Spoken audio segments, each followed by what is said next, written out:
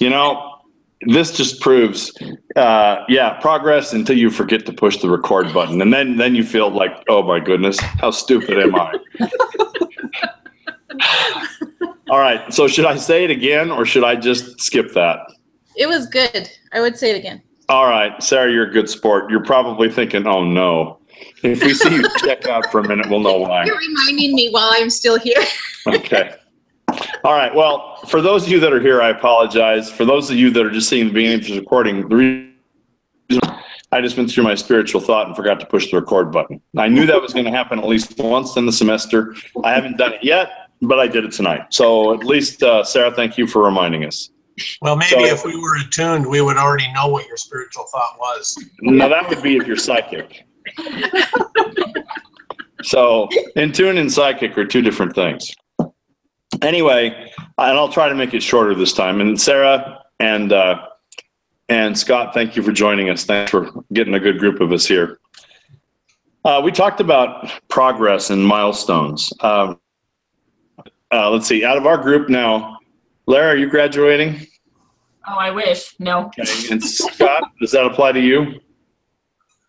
No, I dropped one class. I had a lot going on. I got one more to do next term. Okay, perfect. Well, we've got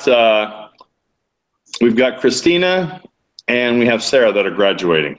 All right, out of the group that we have here tonight, and many more, I'm sure in the rest of our ranks. Show offs.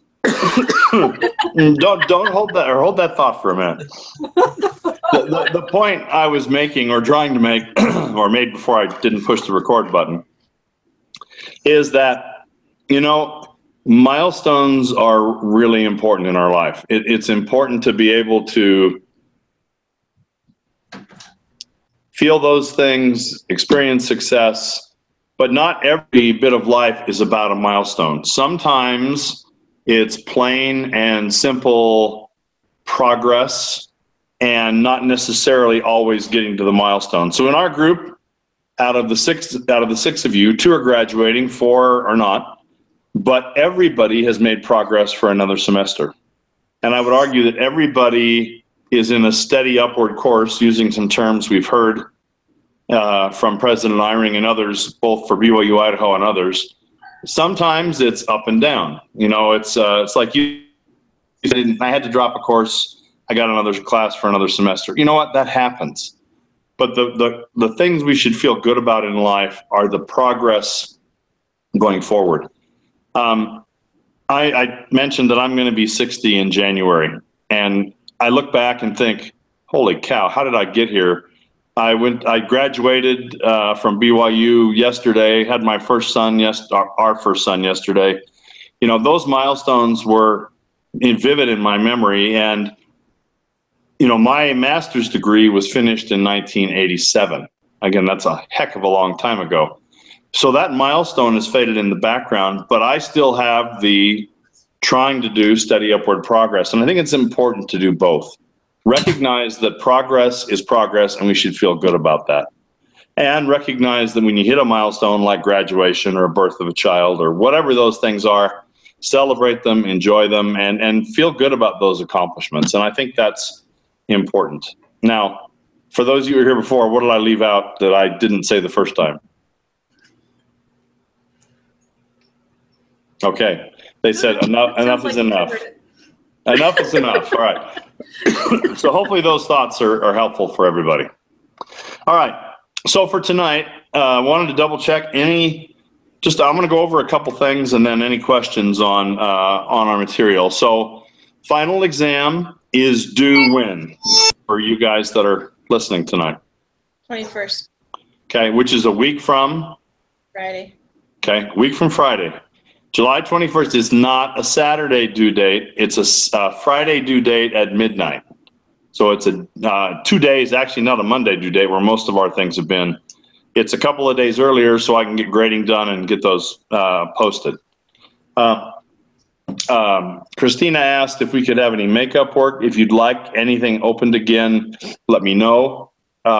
Generally, the counsel I would give is make sure you finish the current things first. Do a great job on your final exam, and if you've got any energy left in the tank, let me know and we can open things up. Most people say, I'm done. You know, I'm good. Whatever it is what it is. The final doohickeys paper, for those of you that whoever submits it, when you submit the email, do me a favor and put everybody as so send it to everybody in the email. So when I hit reply all, everybody will see the feedback. Because most of the time at this point in the semester, the group leader is not going to send feedback to the group, but they want to see it. So if whoever the group leaders are, make sure you send me an email with everybody attached to that email. Then I hit reply all and it comes back to you. Final exam, I don't think they're working. I had one person said they were and the rest said they weren't. I sent you the exam, a couple of different formats. One, it's on the announcement. One, I sent it as a Word document. Send it back to me in a Word document in my email and life will be great. Questions, comments, please go ahead, Krista. In the email that you Christina, sorry. in the email you sent out, you just said like you had 10 questions there. Is the final actually 30 questions? So we just do those 10 questions 3 times? No, you do the 10 questions once. That's it. Okay. You answer those 10 questions. My comment was, give me a lot to sink my teeth into. Don't give me 2 or 3 sentence answers, because that's not going to get you an A grade. Take those doohickeys, but there's no multiples. You answer the 10 and you're done. Well, in the final, it was saying that you need to choose 3 topics. Okay, that's in the same answer. So, for example, well, I'm not sure. Now, I know you have to answer all 10 questions. And Christine, I'm not sure I'm remembering what that says. Maybe the rest of the group can help me out. I don't recall it saying 3 topics. It's basically answer the questions in detail. Does anybody else remember that, or can you look it up real quick? I'm looking it up real quick. Okay.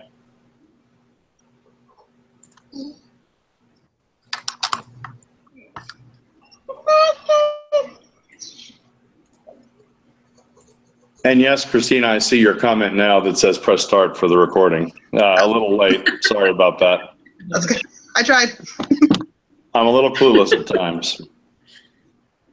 Not that it does any good to interrupt next time. Well, you are almost 60. I know. Fair enough. I like that. I was thinking it, but I wasn't going to say That's okay. Scott, I'm good with that. Well, that's okay because I've got you by 2 years. Okay, well, then you have well, my kids, I won't tell you what they say, but you've got to be right to point that out. So,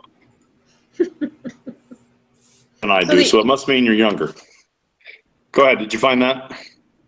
The email I'm looking at only has 9 questions, Okay. but I don't see anything about 3 answers. Okay.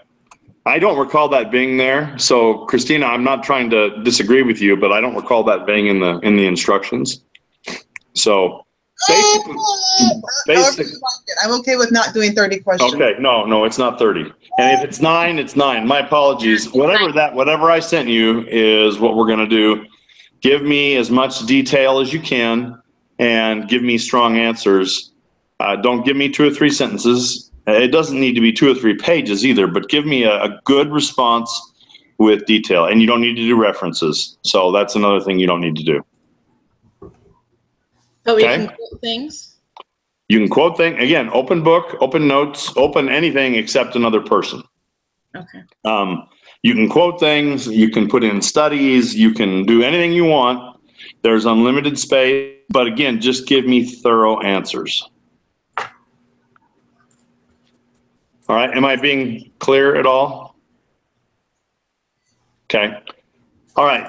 In addition to that, you guys obviously have one more doohickeys paper that is also due on the 21st, a week from Friday by midnight. So I want to make sure I'm 100% clear on that. All right. So let's talk about tonight's topic. What is tonight's topic? It's a little bit different. What is it that we're looking at? The workspace. Okay. And here's what I would call it. People stuff that we've studied throughout this class that's happened today, and some we haven't studied. things like gender issues, gender identification, gender changes, racial issues, male-female issues, men getting paid more than women,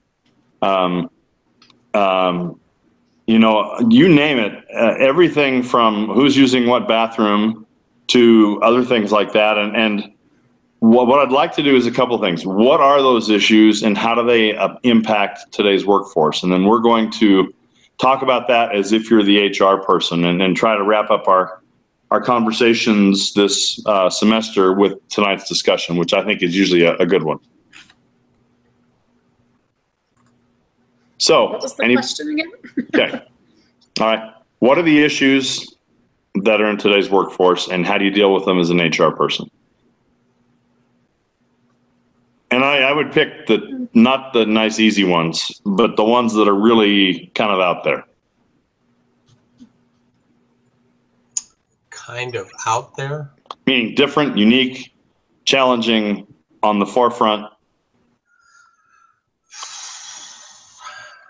I've given you several, so.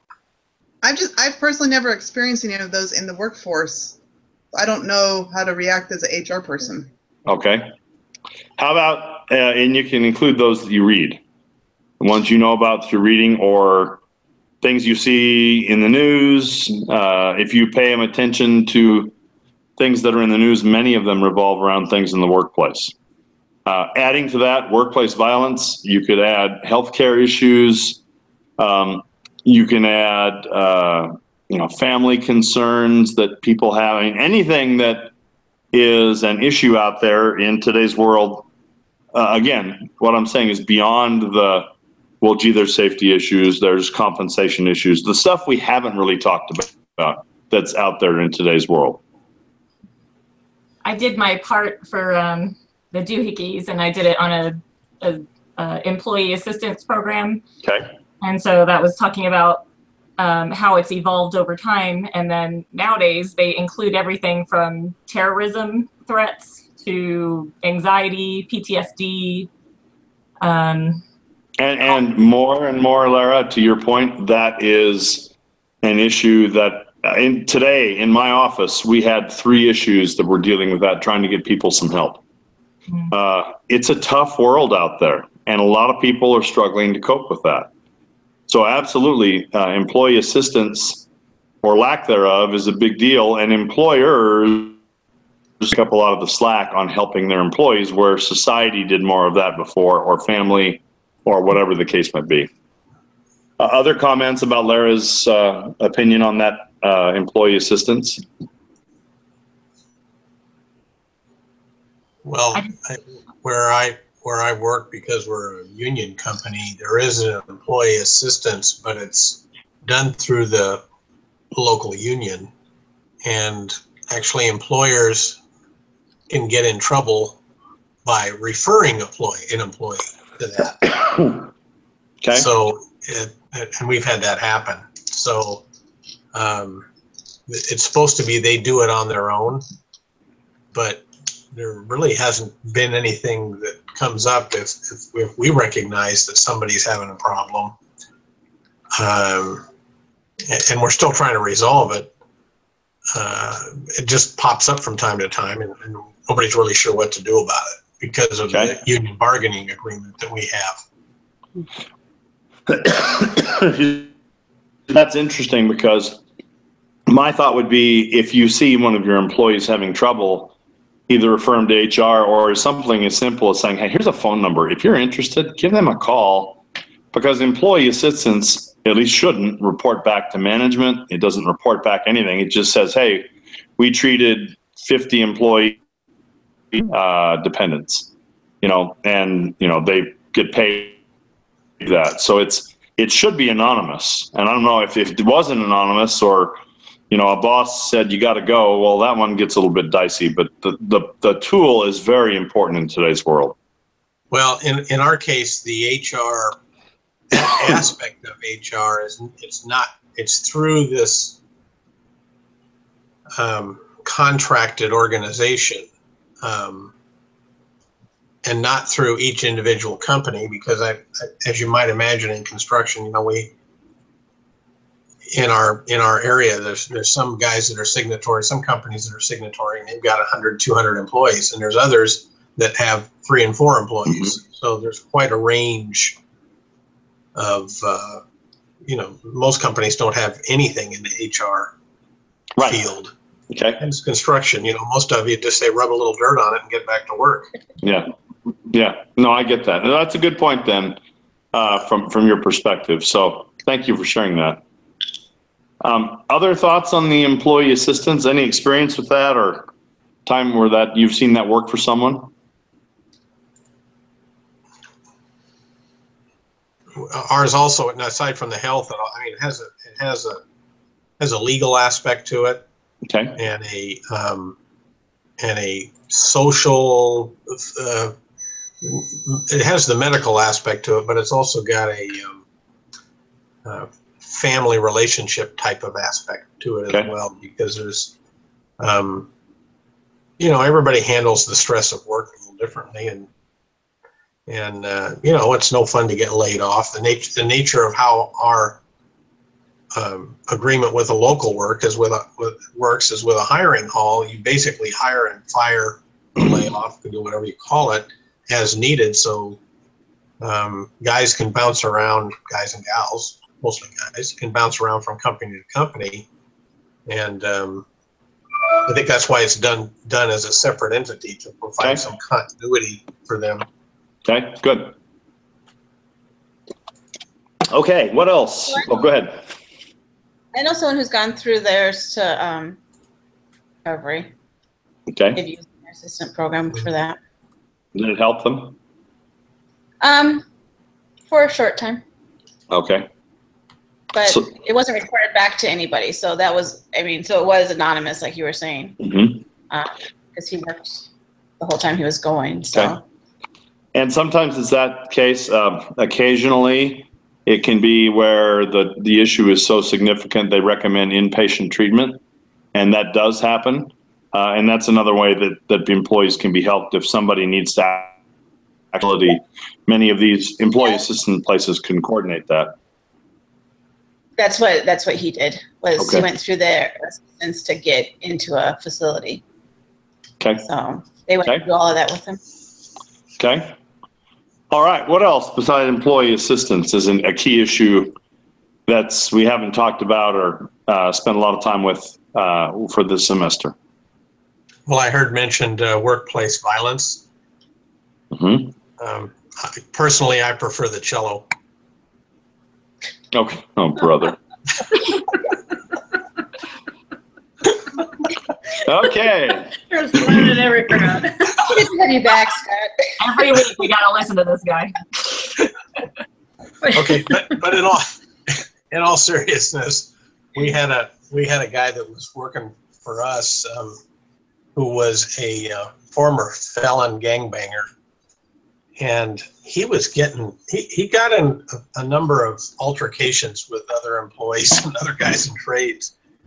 Fortunately, we were able to move him along, so to speak, out of our organization. But before he finished his apprenticeship, he actually got in a shootout with another employee of another company on the way home one day, and they both died. Oh, serious? Oh my goodness! He's dead serious. But they both died. Yeah, they got in a gun battle.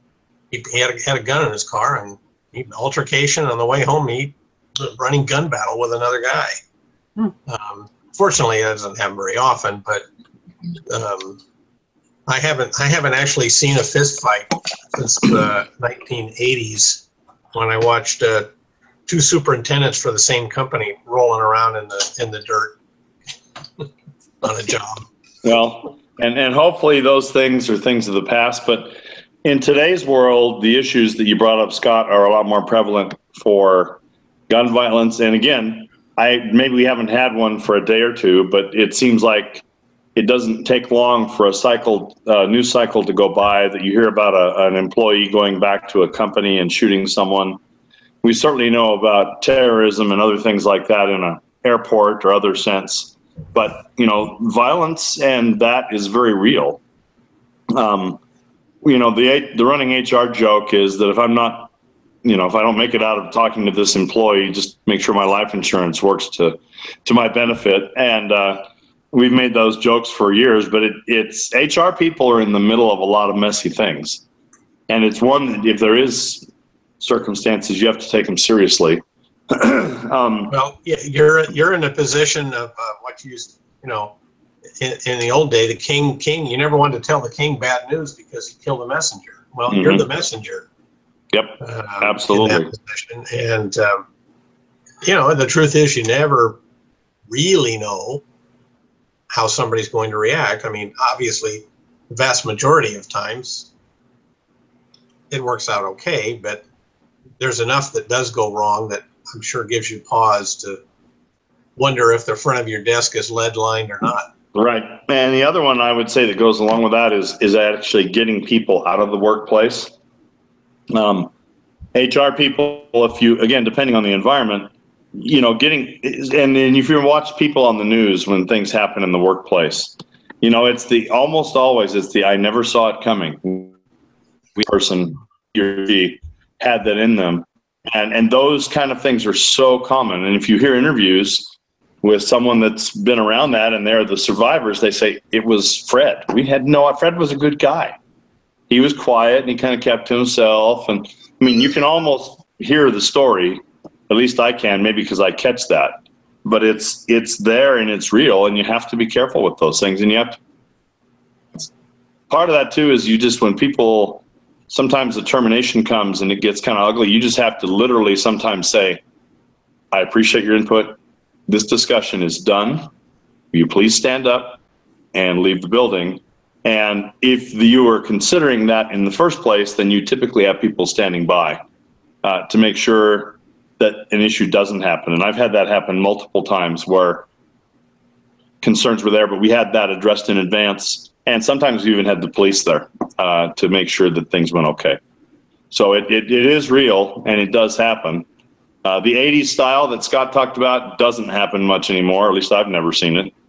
But other violence against leadership, against the company, and those things are very real for today. Other comments on that one? Yeah. So when you're in an HR position, are you mainly worried about within the company, or do you focus on customers also? Depending on where this is taking place, that's a good question, Sarah. So let's say you're in a retail establishment, okay, and there's customers coming and going. Let's say, for example, you work for Walmart, and there's how many customers in a store? There could be hundreds of customers in that store at any given time. I would say it's both. If you're in a place like Scott described, or a company where it's just employees, then you're going to focus on the employees. And again, this is not a be paranoid thing. It is not oh my gosh, the sky is falling. It's just you've got to be smart. You've got to know people. You've got to read what they're thinking, and you've got to be able to be ready in case something happens. So it's an interesting and challenging thing. If you're a leader and not in the HR function that's in charge of dismissing people, you probably want to plan that out with the HR folks to make sure that you've got your bases covered if you have any concerns like that. Because sometimes the leaders know the people much better than the HR people do. And you have a responsibility to say, hey, in this case, if it was me, hey, Jay, I'm worried about this. Can we make sure we've got, our bases covered and things are secure? So, all right. So what's another topic? We've talked about those two, workplace violence and the first topic we covered, which in my 60-year-old brain, I've already forgotten. So employee assistance. Thank you. Employee assistance. Maybe I need some of them. What else? What else are out there? Items that are out there. About this wave of autism that's spreading, it seems, and they're getting older now. I mean, I'm sure autism has been around a long time, but it just seems like there's more of it now, and these kids are going to be in the workforce, and there's people that are bipolar, people that are abusing substances. There's just all kinds of issues with that, I would assume. Okay. So how do you deal with that, Lara? I I think you would need some education for that. I don't really know how to handle autistic people necessarily. I know people that are bipolar, but I don't quite know what to do with them, actually. Okay. Okay. Suggestions? So I know around here, there's some companies that will work with assistance programs. Okay. And so like the pizza places have sign guys. And if you look at them, they have someone sitting there watching because they can work, but they can't work by themselves. And Okay. so there's an agency that will go to work with you. Okay, that's great. I think that's an awesome and honorable thing. So, okay. I'll give one example. In our ward, but in Arizona, there's a wonderful young man who is who has mental difficulties, Down syndrome, a couple of other things like that, and he got a job working at our local grocery store. And lots of people, myself included, know him by first name. Was he the fastest guy in the world? Absolutely not. But people loved him. He store, you know, he was paid like others, but again, his performance was not as good, but they accommodated him, and so did most of the customers. I'm sure there were a few that were less than perfect at that. But I think corporate responsibility says that, to your comment, Lara, you know, we've got people with all kinds of difficulties. Some of them may not ever be able to have a place to work, but some of them with autism, challenges, Down syndrome, whatever the case, physical limitations, now have better chances for some employment than ever. And good organizations recognize that. Now, again, it's not without its challenges. To Christina's comment is, I don't know how to deal with this. And to some extent, they have to have some training. To some extent, it's trial by fire. It's just it's a good thing about today's society to see those people in the workplace. Other thoughts? What do you guys think? I've seen that very occurrence happening locally in the supermarkets, at places like Target, Walmart, other larger firms where the what might be normally called the lack of productivity of someone of that caliber can pretty much be spread across, you know, the large volume of business and revenue that they do. Mm-hmm. And I think most of us recognize that, but for that job, that person it's probably on some sort of assistance, but would probably be on a much higher level of assistance. Okay. I think what that does is it speaks to the gospel principle, which is do all you can do and help others do all they can do.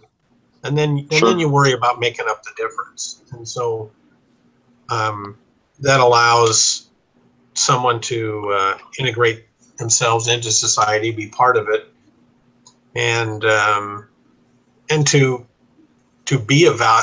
truly be a valued member of society for Absolutely. What they are capable of doing, even if it isn't as much as others can do. There's more to that, to the value of being part of the community than just producing the widgets or bagging the groceries, the fastest. So, well, I'll give you another example. When I worked for Frito-Lay, they have their biggest issue. Manufacturing their product is relatively easy, but they think of the distribution of a bag of potato chips. You have a very fragile item. It from a manufacturing plant to a grocery store. And think of all the variety, not just of one company, but all the different varieties of potato chips. Frito-Lay would have 30 different items on a shelf. And we had a distribution center that we put together that had a pick, they called it a pick by light system. So this was for convenience stores, and these are small, convenience stores are everywhere. So can have their order where a salesman comes in, checks that, either scans or puts it in a computer, and that goes to a distribution center. And when they get in their truck the next day, they have the ability to drive back to that convenience store, and everything they ordered that day before in the little bags, like you'd see in a convenience store, is ready to go. They put it on the shelf. We had a whole group of hearing impaired, and when I say impaired, meaning most of them had no hearing at all, because what they would do is, and that box, the product in front of them, they had, let's say, 100 different boxes of product all displayed. And so you'd have basically a green light here, a green light here. And when those lit up, they picked those, to call it that, put it in the box, and went on their way. They were completely hearing impaired, but because the technology was there, they had very productive, very important jobs for us. Now, $100,000 a year jobs, but they were more than minimum wage, and it was a skill they could do, and they could do it well, and we were glad to provide the technology to make that work. So whatever that difficulty through technology or just through goodwill, I think that what we talk about here is important, and HR people are typically in the thick of that. Promoting that, hiring those people, helping that happen, whatever you want to call it. Other thoughts on that one? As far as the autism goes, and I've got friends and relatives with autistic family members, or they have Asperger's or whatever, and mostly they just want to be treated the same as everybody else. You know, Okay. they like the movies too and whatnot, and you know, they want to also feel like they're part of a group. But something I noticed, I have no idea if it's a legit thing or not, but most of them have an area that they're very good in. Mm-hmm. You know, whether it's memorizing dates or knowing computers inside and out, they excel somewhere. And, you know, if they can get in a position where they can exploit their own strength and feel part of a team and feel accepted for who they are, and, you know, get invited out to lunch, you know, on lunch breaks or whatever, Mm-hmm. then it's just great, you know. And Okay. you know, you're going to have the high functioning ones there anyway. Right. The ones that are more severe are not going to be able to hold down a job, but those that are high functioning really just want to be part of the crowd. Yeah, and as you said, many End of the times, game. some of the times they have skills that are far superior to other people. Yeah, you know, it's like I've always, my own personal thing is really, really smart people, genius has its price, and it's usually in the social areas. You know? Yeah. And they're kind of like that, you know, they're genius in one area and they just really don't get it in another. You know? Yeah. Yep. Yep.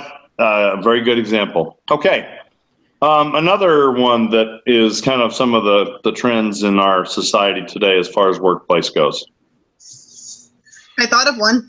Okay. I remember when I was working, I had an issue where like I had my daughter at home, but then like I went back to work like right after we had our son, and he was probably 2 or 3 months old. I don't know. And I was actually still breastfeeding him at the time. And so we had to figure out a way, like, how could I still go and feed him? Because he wasn't going to take a bottle for a little while. And so like we just had to bounce him back and forth. And so, I mean, I've always been part-time. I'm a full-time employee. And there were times where I was working at a kind of, not necessarily college, but it was a technology center. And so like, but I was in a lead role in the recruitment area. And so Okay. we'd help different things. We'd go out to different schools. And so like I'd have to be pumping or something like at one of the schools. And I got talked to for doing that, even though I had a cover over me. Like I put my jacket over my head and everything, so I felt comfortable. Like I still got talked to about doing that in the schools. And then I got talked to about it because I was covered and everything, but I was feeding him while I was supposed to be giving tours, even though there was nobody there to give tours to. And when I went in and I was pulled into the HR office, it was just like, people are just really old school. And I'm like, they're going to have to get over it because I'm not doing this differently. I'm going to be very thoughtful of other people, but I'm really not going to do it. And because of that, I actually chose not to go back to work after my third one because of that experience. Because I'm like, if I can go back to that same experience, I'm just now not going to do it. And then I worked there for 10 years because I wasn't going to go back just because of that experience. Okay. Do any of your companies or companies you know of work with mothers, new mothers, nursing, et cetera? Any experience from anybody there? I thought it was the law. I thought you had to provide a room that isn't a bathroom, but somewhere that could be private. I was thinking that that was a requirement for employees and new mothers. I thought so too. Pretty tough to do on a construction site. I don't know anywhere that it's a law, but I think it's, for example, our company has mother's rooms. Now, I suppose if a caretaker or a spouse brought a young child, they could nurse there, but most of the time that's for pumping and doing the things you talked about, Christina, and having that ready to take home and those kind of things. So we have accommodations for that. But I think, again, every company is, I would take that a step back and say, let's talk about family responsibilities and child care. Now, in this group, how many of you don't answer this if you don't want to, how many of you are married and how many of you have spouses that work at least or worked when you had younger children? I was like, after I graduate, my husband's going to start school and I have to go to work to support him. So I will be learning about childcare. I've never experienced it before, but okay, I'm learning. So Christina, I can promise you one thing. If you go back to work full time, sooner or later, somebody's going to get sick. Somebody's going to have something happen. And the question of who stays home, who takes care of the kids is a very, very big one right now. Especially if you've been paying attention to the news on paid time off for childbirth, time off for child bonding, and those things like that. There are laws that protect people's jobs for that, but not with pay. So that's a big deal right now. Matter of fact, the church just last week or two gave 6 weeks off or 7 weeks, depending on the circumstance, paid to mothers that have babies, and a paid week off to fathers that have children. And this is our church, and they also said that women could wear pants. And I guess we chuckle about that, but if you worked at the church headquarters, that's probably a big deal. I'm sure it is. Now, we're not going to go to the women wear pants thing because most companies have women that wear pants. But and the point isn't to make fun of the church. The church has its standards, what it wants. But and Elder Cook, in a comment in that article, basically said companies, especially companies that have an LDS influence, have a responsibility to be leaders in this. And this trend is not just from the church. That trend is out there for a lot of companies. So whether it's nursing, providing a place for mothers to produce and store milk for those babies, or just being home when those are issues, it's really a nice change of pace to see that trend going toward helping families establish and get started. Any other exposure from you guys on this? Have you seen anything or paid attention to that of late? So I had a friend back in Chicago that worked for a company that actually had daycare on site. Okay. And they were able to go visit their kids during the day. And then she was also able to telecommute if they had to stay home sick. Okay. So they were really, really good about it. And did that influence her opinion of the company? She loved the company she worked for. Okay. Yeah. Our company provides daycare. It's not on site, but it's about 2 or 3 miles away. So it tends to be problematic because lots of weird things happen in daycare. We won't go into what those are, but you know, family relations and other things spill into that. But it's a very nice benefit that a lot of companies provide. So, So this whole issue of parental leave, pay attention to the news, and you're going to see a lot of that. People trying to push for that. We've got, I think, at about a half a dozen states now that have laws that require that. I came from Arizona. We're in Idaho now, but recently, within a year from Arizona, and that's a very conservative state. They now have required paid time off for mothers. I don't think it's fathers, even down to employers that have less than 10 people, which is really rare. And so that's a trend that's out there, and it's going to continue to keep moving, I think. And it's one of those things that are good. It can be problematic, it can be a challenge, but it is one that can make life interesting. I was actually watching one of the testimonies. I don't remember her name, but it was an actress that was testifying in front of the committee for passing the law, and she went as far as to say that if we pass it for men also to be able to stay home, it's sex discrimination, just like when women are making less money and things like that, that we should be giving fathers that right also. Okay. All right. And some of the argument back on that, and I'm not saying that's what I'm arguing with you, Sarah, but some of it says there's biological reasons a mom needs to stay home to heal and to recover, where dads don't need that. So, I mean, I'm not disagreeing with you, but I think it is important. But some have less for dads, but more for women to get back physically in shape, to be able to come back to work. Okay. All right. So let's see if we can squeeze in one more. One other trend in the workplace that's out there impacting our world today. You brought up the restroom issue. Let's end on that one.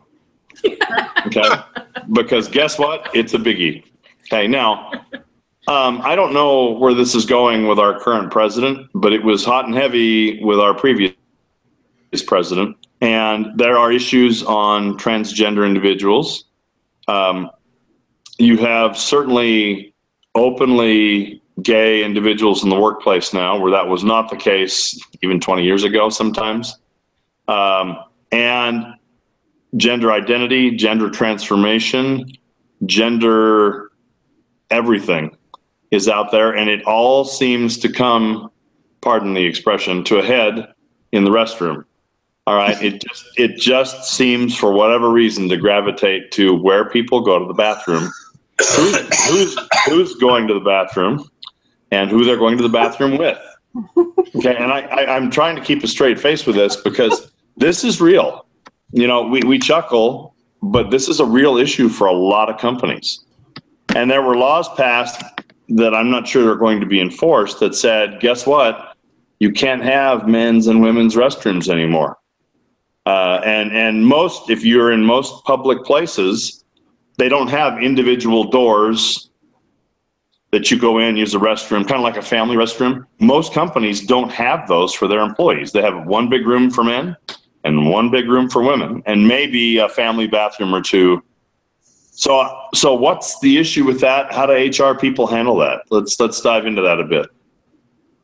I think there'd be legal issues coming back for sexual harassment and things like that when you're not controlling separation. Okay. But the law that was passed says you don't have separation. I just think that in the long run will cause problems. Oh, yeah. The other way. Okay. Yeah. So maybe they need a third restroom, men's, women's, and everybody else. Okay. Well, that's one of the suggestions, actually. Some companies that took this, now a lot of companies have put this on hold, waiting to see what happens. A lot of companies said, okay, we're blowing up the men's and women's restrooms, and we're going to create 10 individual rooms that one person goes into, takes care of their needs, and then comes out. So it doesn't matter if men go in, women go in, whatever the case might be. Now, a lot of that got put on hold because of the Trump administration and perhaps a different change of direction. So that's another issue that's really out there, and it's not going to go away. Other thoughts on this one? I'm glad I'm close to retirement. Okay. My problem isn't so much the workplace because they're all adults, but in public areas that, they're a workplace also. But as a mom, I'm not comfortable with sending my daughter, who's 12 right now. I can tell you this issue is coming up in the San Diego Unified School District. Okay. Yeah. Well, it's also forcing children who never had to worry about their sexual identity to what are they? They're having conversations about what are you, and or where they may have been perfectly fine with that enters a whole lot of issues, and that from a gospel sense and what we teach our children in the home makes things complicated. So yeah, the workplace is one thing, but when you've got kids that are dealing with this, that really makes it complicated. And Sarah, I get that. And Scott, thanks for that comment, because I'm sure it's real. And you know what? Places like California, New York, other liberal states where this issue is more in the forefront, it's big and it's fast and it's changing. And it doesn't mean you have to be able to run and hide, but it means it's real and it's out there, whether it's schools or whether it's the workplace. So I don't have any answers for that other than the fact. Go ahead. Sorry, go ahead, Jolene. I was going to say, it also means that as church members, we need to be standing up for our values as well. Standing up for our values and not trying to be bullies when it comes to others that don't agree with those values. And that's a fine line on what that looks like. Am I okay? Yeah, okay in saying that? Yeah, well, other sides be trying to bully, but we need to take the high road and try to do it the proper way. Our definition of the high road and their definition of the high road is very different. That's true. So there's probably several levels in between the two high roads. Yeah. Well, and that whole issue in California 1, 2, 3, 4, however many years ago it was with Proposition 8, that is still, who knows what state that state is in, or that law is in. So these are real issues when you have a society that is confused on sex and gender and those kind of things. Guess what's going to be in the workforce, just like it is in the schools. And guess what HR people are going to have to deal with? That's a real issue. And it's not simple, and it's not easy, and it's not black and white. And it's very much a work in progress. And it's not the kind of thing where you just say, hey, we're not going to hire those folks, or we don't want those folks here. You have to, and it's either laws or just, hey, we need talent. Whatever that talent looks like, we need it, and we just got to be able to accommodate it. So, good one. All right, well, let me ask this question. So, in the last, it's 9 o'clock. Let's take 2 minutes and wrap up and kind of give me, what is it that caught your eye in this class? What were some of the things we learned? What were some of the things that were completely surprising, not surprising? Just kind of a so what question as we wrap up. Let's take a minute or so and just hear a few of you kind of give your opinion on that.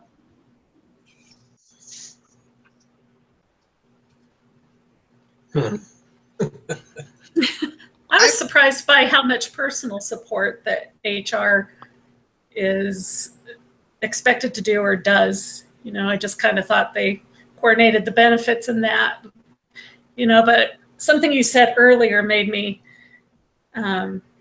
think of the time in junior high when I would go to the counselor's office because I was having a bad day or something. That's not something I ever thought about HR doing, as being a counselor.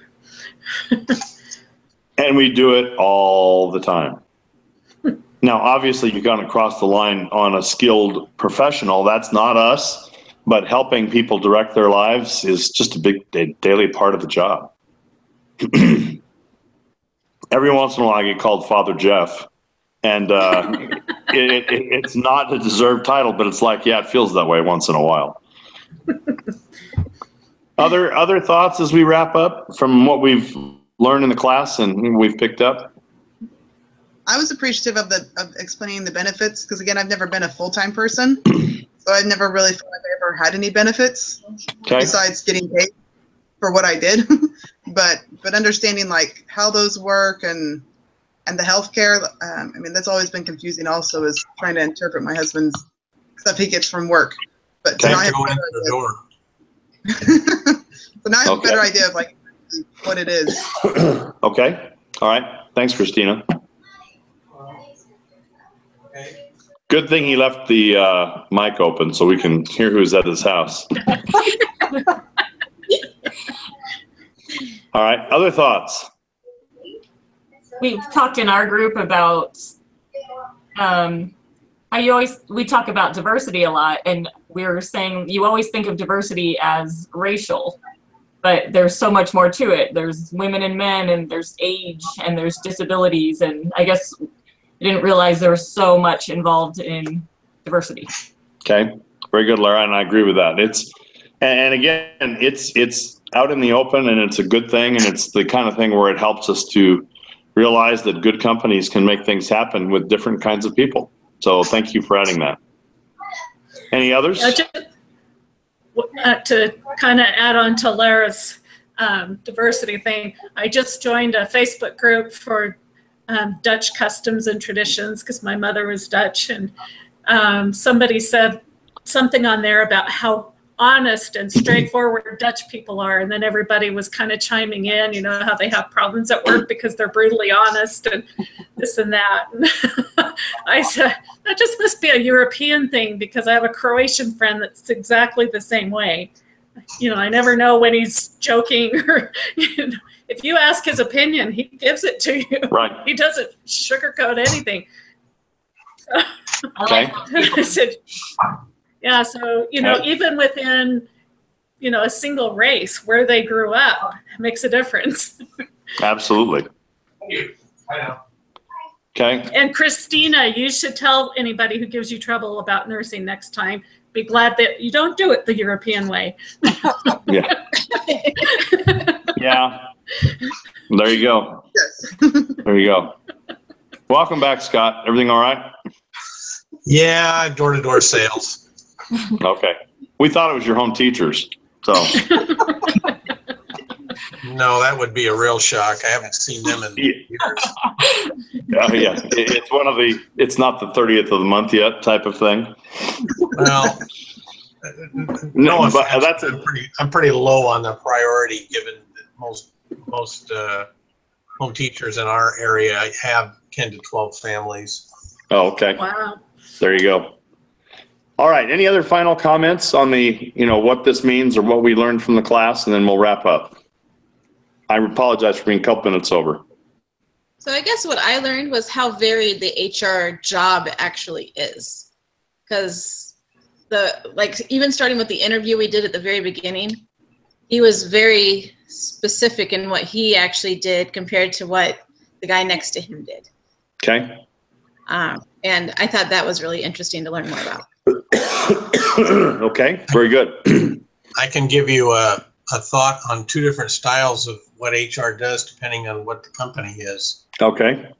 I've seen in public agencies, the HR people are much more employee oriented, whereas in private companies, the HR people are much more company protective oriented Okay. and looking to position things to, I don't want to say separate, but that's what it does. Sure. Okay. Very good. And then my take on that, Scott, a good HR person does their best to walk right down the middle of that fence. You cannot always be the company person. You cannot always be the employee person. And good HR people know, hey, there's times it's got to go the company's way. And there's times it goes the employee's way. In my mind, I've always kept kind of a running scorecard on, you know, which side of the issue did that end up on. And as long as your score is somewhat toward the middle, then you can go to sleep and feel good about things at night. You know, HR people that are always doing things for the company just at the expense of the employee, in my opinion, aren't HR people. They really don't look at the total picture and what that means. So, all right. Well, I'll tell you what, we've reached the end. I appreciate you guys being here. Many of you, if not most of you, have been here for most of our meetings. Those of you that are watching on the recordings, I appreciate you guys taking the time to watch it. This has been a very enjoyable semester. I hope you've gotten some good things out of it. I've tried to make it to where we have real life experiences and not just the items out of the textbook. And that's a lot of what these meetings are about. Most of you are doing very well in the class. We have a couple that aren't, but not many. And, many of you will end up with an A grade or a very high B. And I hope that helps your schooling out. But again, the main thing to me isn't the grade. It's what we've learned and what we've grown in and what this means for your business acumen and the pieces that go with that. So anyway, thank you. If you guys have any questions on grades or anything else, email me, call me. And I wish you the best. Enjoy the break or enjoy the graduation. And I know Christina said they're coming to Rexburg. I said wave as you go by. And Sarah, I don't know what your plans are, if you're coming or if you're just enjoying it from afar. So I'm coming. Awesome. Well, you both can wave as you go by. So there's a very big building right before you get to Idaho Falls that it looks like a castle. And you'll look at that and go, what the heck is that? That's the building I work in. So when you're just south of Idaho Falls, there's no sign on the outside. It's like in the middle of a field and it's like, what in the heck is that? That's the building I work in. So if you stop by, see that building and ask for me, I'll come out and tell you hello. And then I'll tell you I got to get back to work. So, but it's been a pleasure. Cindy, from Jolene, Christina, Lara, Sarah, Scott, and again, everybody else that's not here tonight. At the beginning, I said we missed B. B has been here for most of our broadcasts, but he's traveling abroad again. B, we miss your hat. We miss your good sense of humor. So, and again, lots of others have come and gone through the weeks in our broadcasts, and we appreciate that. So best of luck to you. May Heavenly Father bless you in all you're doing, and hopefully you can enjoy the accomplishment. If you've got any questions on getting things done, let me know. And if not, we'll bid you adieu and go from there. So, All right. Thank you. Thank all you. right. You guys take it easy. All right. Have a good night. Good night. Bye. Been Bye. a fun semester. Thank you, Brother Bonnie. Oh, you bet. My pleasure. Thanks, Lara. Thanks for being here for most of our meetings. And thanks for saying my name right. Hey, I only slipped a couple of times. No, I don't think you did. Did I? Okay. Oh, wait, All right. Well, one time. okay. So, no, it's been great. And thank you for your enthusiasm. And I'm sure your group appreciated that as well. It's been fun. We do. Yeah, there you go. Christina, thank you again. Good luck with the kids. Thanks. We'll figure it out. Bye. All right. See you guys.